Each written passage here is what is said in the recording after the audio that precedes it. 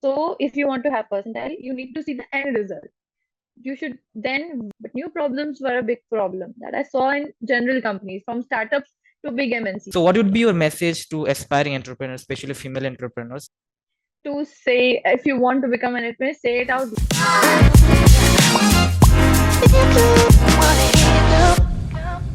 Hello, hi, Garima. Welcome to the IIM Hi, Journey podcast series. How are you? thank you. I'm doing really good. Thanks. How are you? I'm doing good as well, Garima. Thank you. Yes. So, Garima, tell us about yourself. Which IIM have you graduated from, and what did you do after your MBA, and what are you doing currently? Mhm. So I did my MBA from IIM Raipur, and then I joined Tata Advanced Systems Limited. I Mhm. was under Associate Vice President of Strategy. So it was a really good exposure for me because later in life, I really wanted to open my own company. And now I'm doing that. So I am the owner of a company which is a design thinking consultancy. It's called Stradon, and we provide our clients with consultancy like strategy consultancy, branding, marketing, etc. But we use design thinking as the process, and we also coach these companies after we consult them, so that they can be their own consultants in the future. We want them to be able to handle those problems later, like by themselves. So that's what we are trying to do. We are trying to convert every company and their employees into their own consultants. Okay, That's the general idea of my company that's right very now. empowering, Garima. That's very empowering. Yeah. Yes. So thank you for that. And I just went through a survey recently. I found out that just 14% of the entrepreneurs in India are women. For Hmm. 14% of women lead the enterprises in India. So it's good to see people like you coming up, taking up the baton for India. So if India needs to achieve, be more atmanirbhar and be 5 trillion economy, people like you have to step up more. And I hope that you can be an inspiration. People watching us today can get more inspiration from you. And people, if you want to follow Garima startup, you can click on the link above. You can see that here. And so, Garima, so how was what did you do before MBA? Are you also an engineer? I'm an engineer. I'm a mechanical engineer. Always was interested in machines, and just out of interest, I took mechanical engineering. I even worked in mechanical engineering domain for 2 years in Cummins. I was the design engineer there, and that kind of triggered me into the direction of startup and owning a company because I saw the leadership very close, and that caused me to join MBA, and then here I am. And the reason you chose MBA, what compelled you to choose MBA? I saw it as a learning platform for being a leader. I thought and it actually did that. I think it made me more decisive. Um, Basic needs that the leader needs, right? More decisive. You can say more broad-minded, looking at every angle. The case studies we do, and then of course the knowledge of the past businesses helps a lot. It helps you to understand how businesses work, how industries work, how the whole business scenario is going on, how they interact with each other, how you can make your own space in there. And even when I was studying, my main focus was to find market gaps, and maybe I can open a venture later and note those down. So I'm just glad I'm doing that, and helping other companies to do that too. Whenever they have, I found a sweet spot that I can help many companies in many industries and still have my own startup. Best thing to do is be a consultant, and a modern consultant, so design thinking consultant. Okay, that's interesting. So, Garima, what was your strategy when you appeared for CAT? What strategies work for you? What did you follow? Was did you take any coaching? What was the strategy? So coaching wise, so not much. I was, it's according to me, it was pretty basic. I did take a lot of corresponding courses, so I got the material. I used to practice at home after my job, and the main thing that helped me was, of course, test series. Test series help you a lot, to face the real test. So I used to build on every test series. So whenever I used to give one test, I would build on the negative pros and cons. I would actually list them down, and then I would build on to that and then improve a bit. So I started by having 70 percentile, and then by building on it, and playing on my strength. And I think cat is mostly about problem solving, and it is also majorly about decision making, which questions to choose and which to know.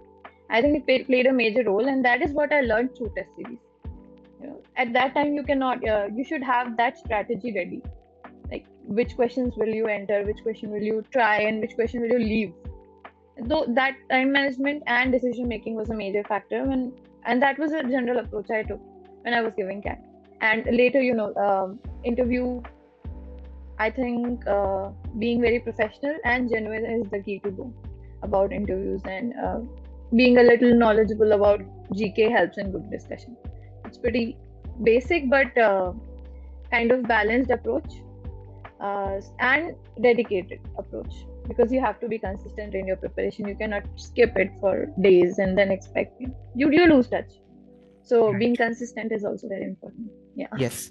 So Garima, like what did you expect before going to IIM, and when you got into IIM, was there a difference between expectation and reality? Yeah, I mean, my pretty much expectation or exposure to any college was engineering college. Yeah, I expected MBA college to be a little more professional, but not as rigorous. So the the big surprise was the rigorous nature of the whole. The culture is rigorous. You see people running around. They're working on case studies in one corner. They're working on their case competitions on another. Another people are partying in a corner. Then you see people working on their homeworks and assignments. Then you see people sitting in canteen discussing startup ideas. It was dynamic. It was bright and actually more stimulating than I expected, and rigorous. It was pretty positive and very tiring, but very Okay. fulfilling. Okay, and what was Yeah. your favorite subject in MBA? The first one was, of course, marketing, the basics of marketing, and then branding.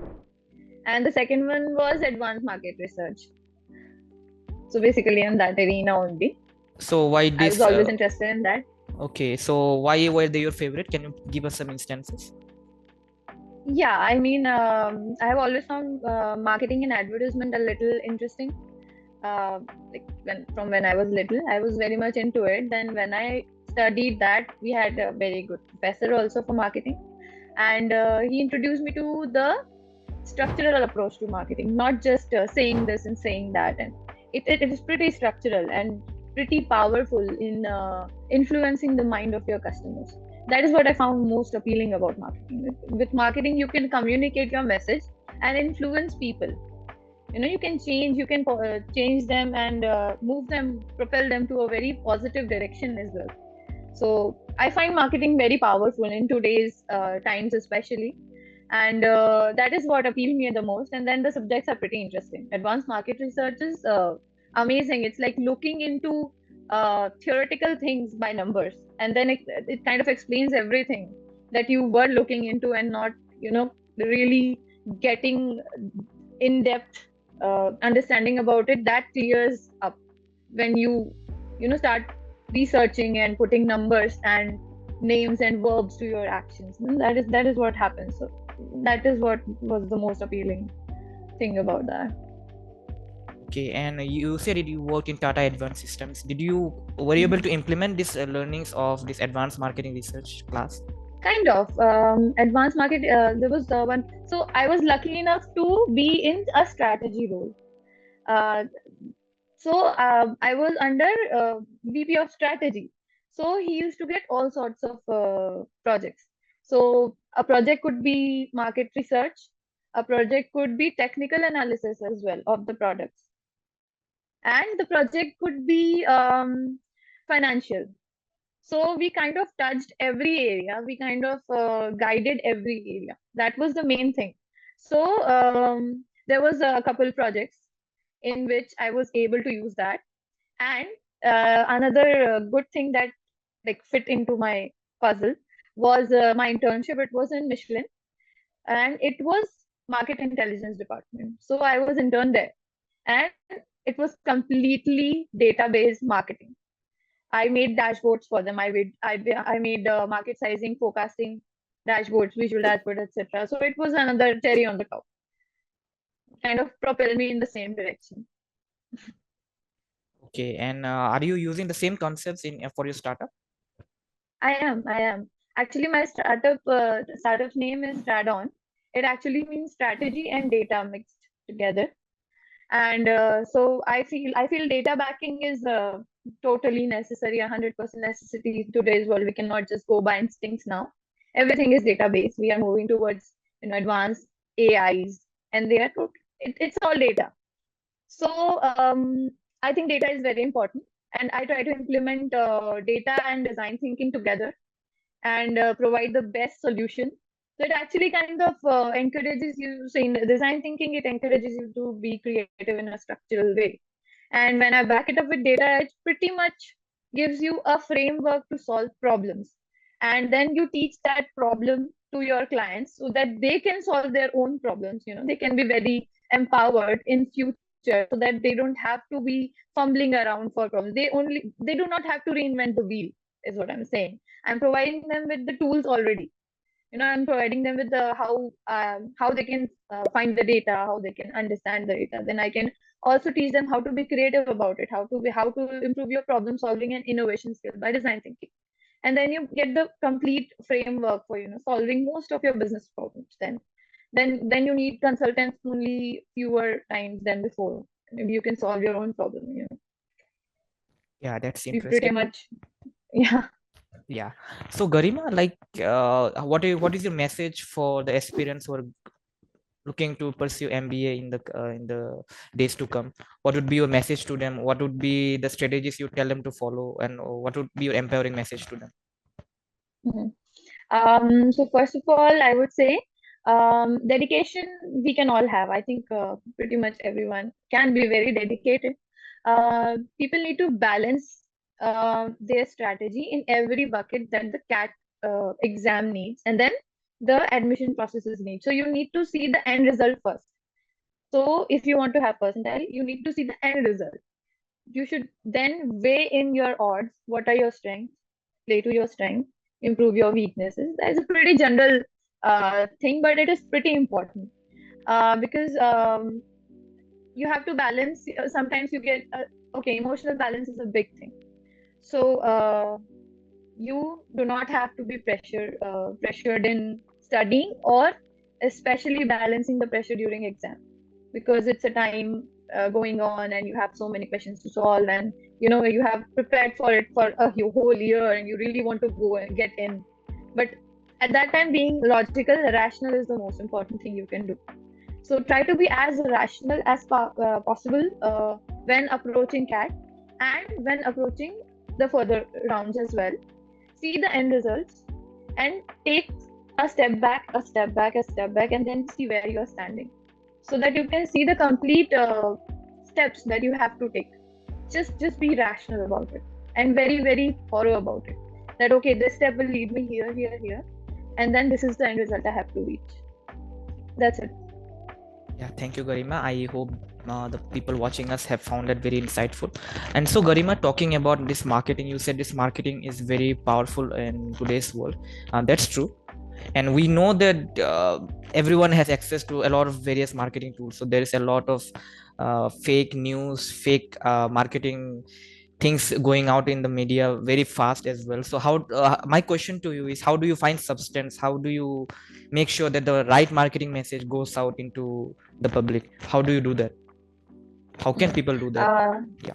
yeah, that's actually a very valid question in today's scenario, especially because there's so much noise everywhere, and it's like you have to pick your um, quality content out of it.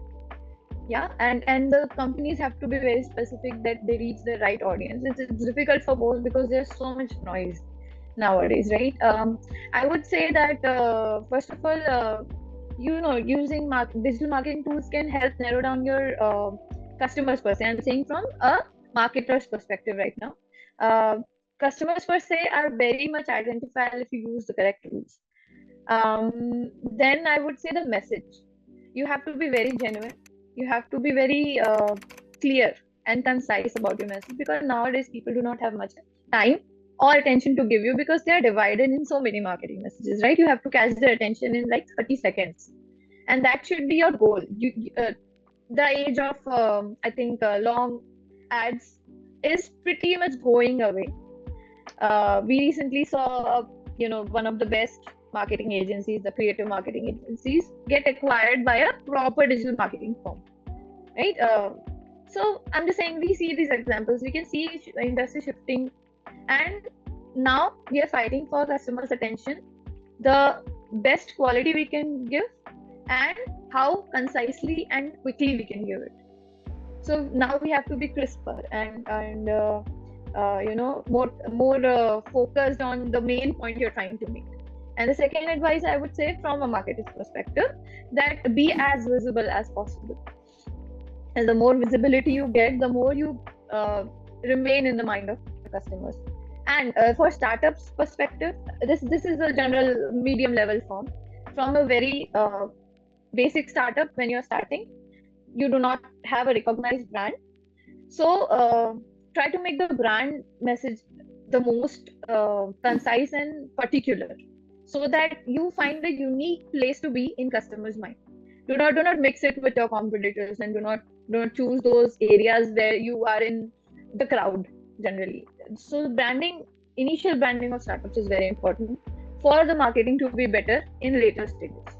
So that I would say from marketer's perspective. And if you ask from a consumer's perspective, I think especially on the fake news and fake marketing and marketing scams part, I would say before, especially before believing anything, forwarding anything, or buying anything, a simple Google can help, because there are so many fact checkers. But generally, the few people I've talked to who got scammed, especially due to marketing schemes, uh, a simple Google maybe. Uh, you generally get the news that this scam is going on. And you also have so many vigilantes in Instagram that kind of tell you the latest scams. So Right. we have to keep an eye out as customers also.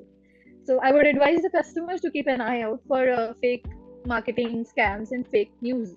And for marketers, I think you have to be very quick and concise now. The times have changed. Very quick, very powerful, and very concise messages are the way to go now. Yes, correct. People need to be more aware. There's obviously good and bad floating in the market, so people have to be more Yeah. aware. Yes, and so Garima, so your startup currently that you are doing, so how did idea click in your head? Like, what was the eureka moment that you had? Um. So I always wanted to help companies. I was not sure how to. I was trying to find a market gap, and I thought we are too much into a particular.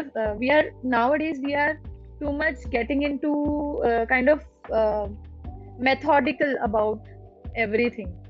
So everyone expects that there would be a set method to solve this problem, and when they don't find it, it's a big problem. So your employees are generally not trained to solve new problems. They can totally very well solve older problems that you have had, but new problems were a big problem that I saw in general companies, from startups to big MNCs. I see this trend everywhere, that we have become a little too methodical. So that is where I thought that okay, how can I undo this for every company? So that is when design thinking hit me. So I already did design thinking projects in my past, and I find it very empowering and very innovative way, and it like changes your philosophy and mindset towards problem solving. And I really wanted to apply that anywhere. So I kind of started mixing those two, and then I decided that why don't I myself start a design thinking consultancy, so I can help my customers at least to get out of that rut of being too methodical, get a little creative and better at problem solving. Uh, they can face new problems with a very structured, not an overwhelming approach, and the proper tools and techniques are there. And design thinking is the new buzzword in arena. It's human centric, it's customer centric, it's pretty ethical, it involves deep and empathy research. This is where we are going, the businesses are going more and more customer focused is what I said. So design thinking I thought was the way to go. I think it's very futuristic. I think it's very empowering. And I think it's pretty much necessary nowadays to teach that. So that is when I started mixing, and design thinking consultancy was a idea that I had one day. That, okay, I can combine all my passions together, and this can be the result of it. I can, pretty much start helping people with design thinking itself, and then, I can share the knowledge, and then they can help other people to use design thinking, and then you can kind of change the scenario that we are currently stuck in. Kind of that's what I feel right now. I'm trying to Yeah, change that. that's amazing. You are transforming the entire industry, how it operates Kind of with your right. startup. Yeah, that's good, Garima. So Garima, like who is your inspiration in life? Like who inspires you? So for my business, I would say my father is my biggest inspiration. He has been an entrepreneur from uh, as long as I can remember. He is himself a serial entrepreneur. He has opened three companies. The third one is he is working in currently. He's the owner of it, and it's pretty successful. And I have seen him in this like dynamic lifestyle where he can, work 13 hours a day, and then work 18 hours a day with so much passion. Like his battery never dies till now. So I kind of wanted that passion with my work.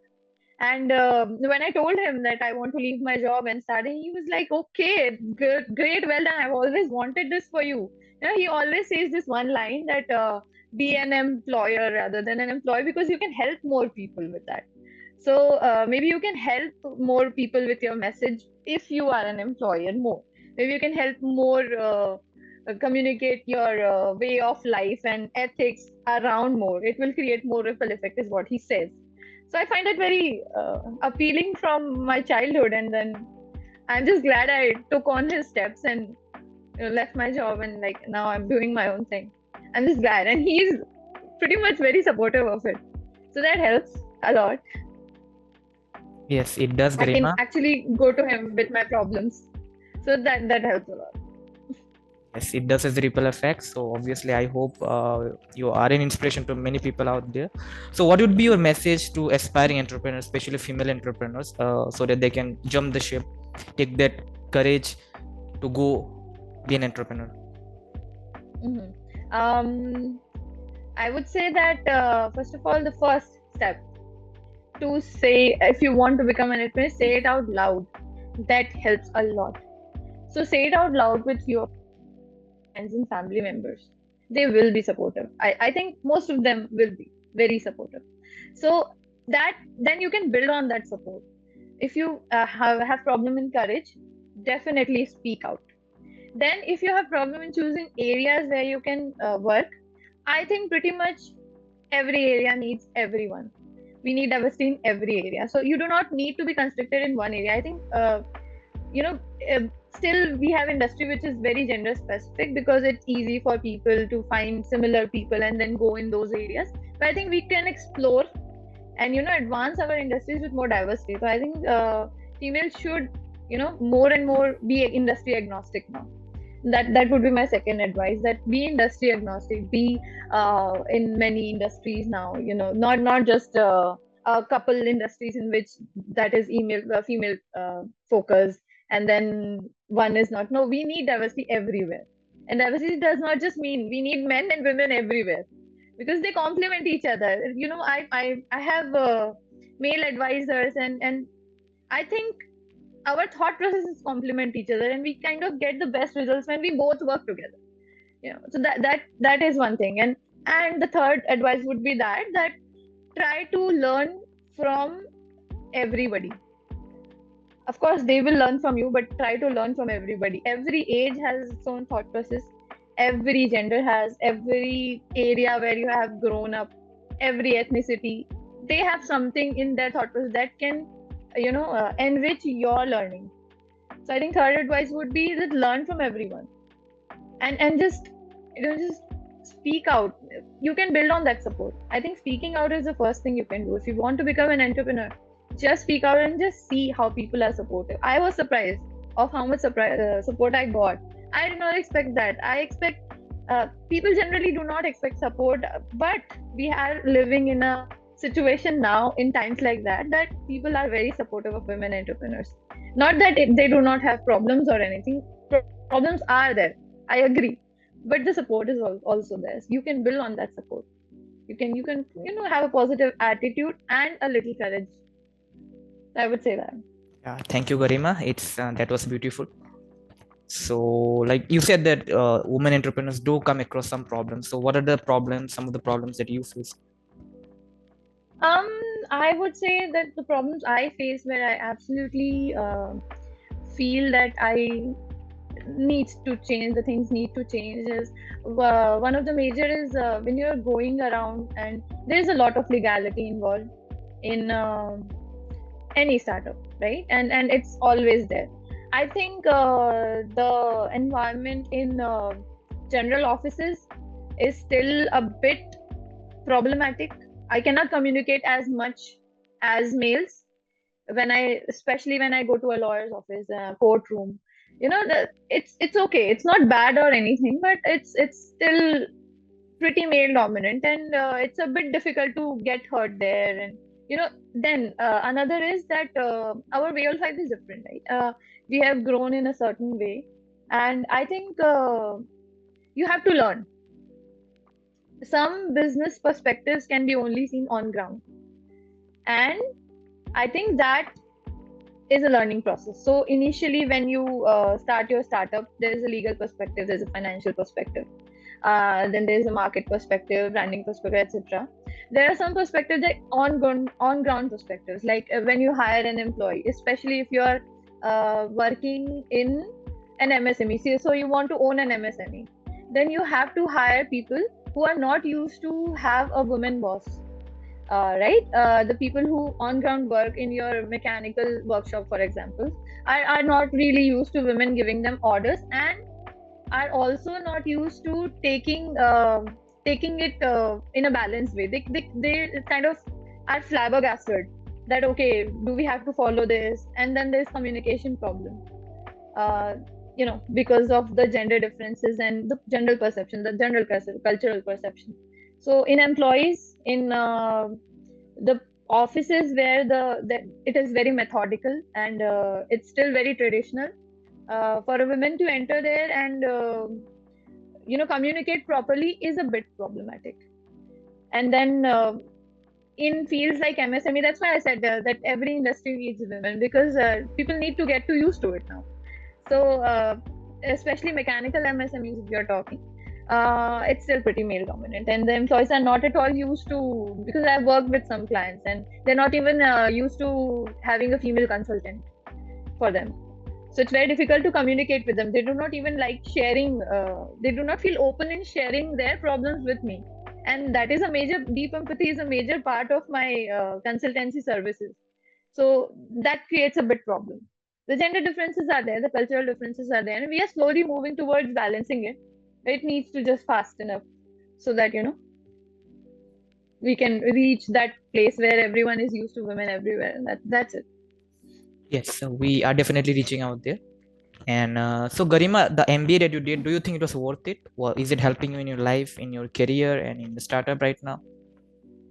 In my case, it is pretty much, I give it very big credit in my life, because as a consultant, it gave me a lot of perspective, and it gave me a lot of networking opportunities. People miss out on this, that MBA does not only provide academic knowledge, it provides you with huge network base, a huge alum base if you're doing MBA from a very good college. And your batch is of 200 people. If it's 200 people, they are 200 top minds of India, and they help each other out. So I'm glad of having, and especially as an entrepreneur, networks helps a lot. As the first touch point you go, as customers, as marketers, everywhere. That's the first touch point you go, right? So having a high quality network is what a big takeaway of me from MBA was. Another was, of course, knowledge and the top notch professors there. I like the way the professors teach and the way they have a perspective about the business environment. I think it was very useful to me. Okay, that's great. So can you tell us about some of the professors that you met at IIM Raipur, and what were they very good in? Can you give us some instances? Yeah. So there was this marketing professor that we had in the second semester. His name is Shabir sir, and he's like my favorite professor of all time. He changed colleges, but he is amazing. He taught me how to, numerize and structurize the marketing philosophy that goes haywire if you don't do that. And he was an ex-consultant of, I think, one of the big four companies. And so he gave the industry perspective on how the market research is done in general. That was a big wake up thing for me. It sounded pretty interesting. And then there's Parashar sir. He's dean of IIM Raipur, and he teaches in a way that I do not have to take notes. I remember everything he says. Pretty entertaining classes, and I think he taught me rural marketing, which is one of my favorite subjects, and that is a different area. I'm trying to expand into rural also. Rural India is pretty interesting. It's diverse, it's untapped, and it's amazing. So that new perspective was given by him only. So I'm grateful for that. These couple professors, I don't like. I will never forget them. Pretty much added into my knowledge in a very different way. Hit difference like that. Okay, so Garima, where do you see yourself in the next 3 to 5 years? What more areas do you see yourself venturing? Who do you see yourself to be in a couple of years from now? I would say that I would be a multipreneur by then. I would like to own 2 or 3 ventures and like operational ventures, not just investment. And I would like to increase my investment portfolio as well, and just expand in different ventures in which I believe in and which that should be given to the society and the culture. I would love to contribute to that, and basically a pretty good multipreneur, I would say, not just sticking to one company or industry. I'm industry agnostic. I would love to expand and my knowledge and my contribution to different areas of the business environment. I would love to do that. Yes, definitely, Garima. You will do it. You will be a multipreneur. And we wish you all the best, Garima. Thank you for coming to this show Thank you. today. And all the best, Garima. And see you soon. Thank you. Thanks.